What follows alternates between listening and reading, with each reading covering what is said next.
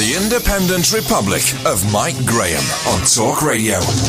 I've just been assured we got plenty of Perry Awards. I was only joking. Of course we got loads. I mean, I'm so good at this that, I don't know why we just don't devote a whole hour to my brilliance. But there we are. Let's talk to Jon Morter, who is a social media expert, because the Twitter account from Wetherspoons, a parody account, is actually rather amusing. It's so good, and this is how you know it's good, that people sometimes think that the tweets have gone out by the official Wetherspoons people. But they, of course, cancelled their Twitter account amid some publicity a few months back. It might have been even a year ago. But let's talk to Jon Morter and find out what it's all about. Jon, a very good afternoon to you.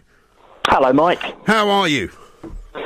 I'm a bit cold. Oh, yeah, well, I mean, it is very cold. Now, nobody in their right mind, as far as I could tell, would look at the Wetherspoons parody account and realise that it's not a parody account and think that it was an official one. But why have Wetherspoons got their knickers in such a twist about this one? Well, you're quite right. Nobody in their right mind would realise that is a real account. Everybody sane would know that that's a parody. And unfortunately, it's another bizarre thing that Wetherspoons have done regarding social media, because obviously they got rid of all their social media accounts a few months ago, which was just a bizarre move. Absolutely. Although, no, I mean, I seem to remember they got quite a good deal of publicity about the fact that they decided no longer to be on Twitter, didn't they? Well, they did, yes, but they also equally got, I would argue, more negative publicity for that, because, Twitter is the way a lot of brands speak to their customers, and it's essentially like, in the middle of the 1980s or the 90s, cutting all your phone lines off, going, well, we don't like some of the phone calls we're getting, complaints, so we're just going to get rid of the phones. Right. And that's kind of what they've done,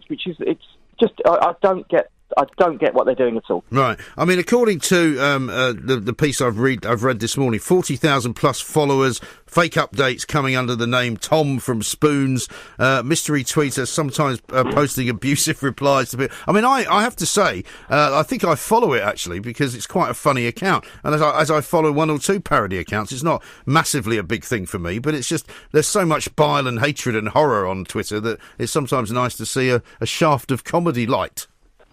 I wholeheartedly agree with you. I follow it too, and I follow many parody accounts. And I think parody accounts are not essential, but I think they're really, really vital because they can hold the real people to account at times, Right. Sometimes a parody actually just shows like a mirror up to who they are. And as I said, I follow many parody accounts, and I really do think they're vital. And I'm slightly concerned that Twitter have come out and have agreed to give the details over. Well, isn't it interesting? Because, I mean, Twitter have been at the heart of some of these requests in the past. I mean, they've been in the past requested by the police to hand over details regarding some stuff in America, which they've then refused to do. So the fact that they're now handing over this material is a bit worrying, isn't it? I do think it's worrying. I fully agree with you, Mike.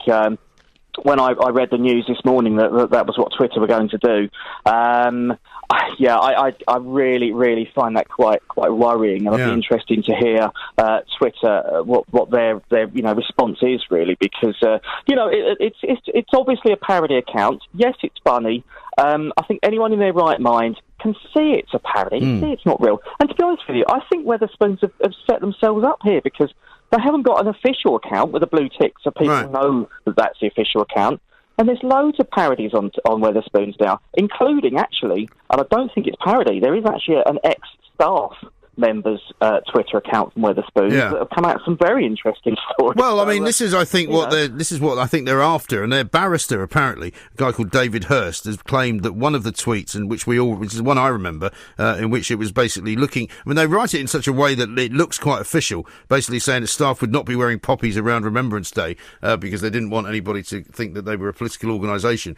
Some guy apparently turned up to their annual general meeting and asked very heated questions about why that was their policy, when of course it wasn't, Yes, you're quite right, and you do have to question the guy that turned up to their general meeting. You do, really. I think he may have been in the pub for some time before he made that decision. But it does make you wonder. There's nothing to stop somebody else, presumably, from opening up another account. So even if they unmask the person behind this one and shut it down, surely, people who have got a sense of humour maybe will open 25 different accounts. Yeah, it's a can of worms that Wetherspoons have opened. I mean, it's a ridiculous idea. They've done this. And like I said, there's already a good... I counted, before I came on air, I thought I'd count them. There's a good 20 to 25 Weatherspoon's a parody account. So where does it stop? If they get rid of this guy, he'll only come back again, and I wouldn't blame him. I'd probably help him if I'm honest with you. Well, I mean, one of my other favourite ones is the one, I can't remember what it's called, there's several of them, but there's one particularly good one as a parody account of the Queen, who comes out with all sorts of stuff about politics and, has a go at people in Europe, and it's very funny. And whenever I read it, I always read it with my best sort of Queen accent on, because you can just imagine her saying it, But the serious point, though, is, of course, John, that I still don't know what policy is at Twitter, what their rules actually stand for, because I get, from time to time, a fair amount of abuse, which is fair enough. I give it out, I can take it. But occasionally, when somebody says something particularly disgusting or vile, or about my kids or my family or anything like that, I tend to report them. But the only thing that seems to get an account suspended temporarily is if they use the C word, right? If they say anything else, i.e. any other horrible word about me or my children, or anything else about wanting to kill me or do me harm or anything like that, none of that gets a block. But what does get a block is the use of the C word.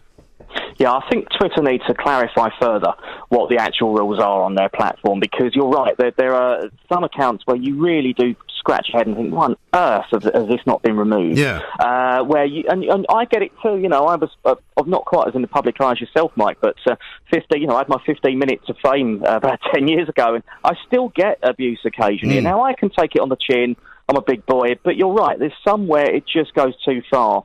And I've had accounts that I've complained about, I've emailed them directly about, and nothing's been done about it. Yes. So I think Twitter need to just, because it's a great platform, I love using it, they just need to maybe clarify here. They do. What actually is going on, Yeah, no, I mean, it's still my favourite platform, but I mean, I'm also hearing from an awful lot of people that it's no longer growing, that it's kind of plateaued out, and that the number of users are never really going to change now, because effectively, if you're not on it already, so that you haven't got loads of followers, you're never really going to get any. Well, the numbers I have, or the numbers I've been told, it is growing, but at a much slower rate than it used to. Yeah. Yes. Now, the people are still joining Twitter. People are still using it. A lot are using Instagram instead, because it's a very similar platform. I personally don't think Instagram is as good, but that's another story.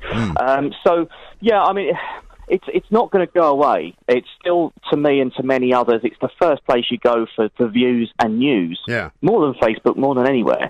So I think it's always going to have its use. And yeah, as we mentioned at the beginning, for customer service, I think it's vital for a lot of brands. Yeah. So, to cut off your nose to spite your face from Weatherspoons, I find it bizarre. I really do find it absolutely bizarre. Because maybe Tim Martin's got a bit distracted by Brexit, the dreaded B word, because, I mean, he's popping up all over the place now talking about it, isn't he? Maybe because, I mean, he has worked out a very, very basic and good user-friendly commercial model for eating and drinking. Well, he has, yes, but interesting that you mentioned Brexit with Tim, because it is actually an EU copyright directive regarding parody, isn't it? I believe I'll probably have to sort of do my research is that right? a bit further. Which is, yeah, it is. Yeah, so under UK law, under UK copyright law, and maybe one of your listeners might correct me if I'm wrong, but we take on EU copyright directives, which means that what this parody account, Weatherspoons UK, is doing. It's fine. It's not breaking any UK European laws. Are you saying the European Union has a better sense of humour than Weatherspoons?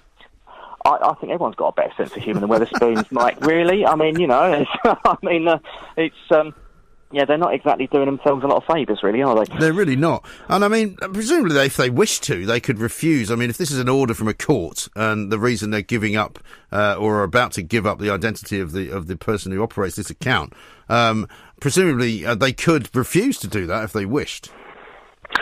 As far as I'm aware, yes, I believe they could, yes. But I'm not a legal expert, so I'm not going to put myself into legal hot water on air. But I think you're right, yes. Yeah. Well, I mean, in every case, even in criminal cases, if you wish to not cooperate with the law, you can offer yourself up as a hostage to fortune, and you can go to jail. I mean, it's what we've always done in the newspaper business, where, some people will give up their sources, other people won't. And you can be sent to prison for not complying with the order. However, at the end of the day, either you have principles or you don't. Well, that's quite right. And I think it'll be interesting to see where this goes, this particular story, because, if this does work and Weatherspoons are successful in unmasking whoever it is, could this bring up a wave of other brands that don't like their parody accounts?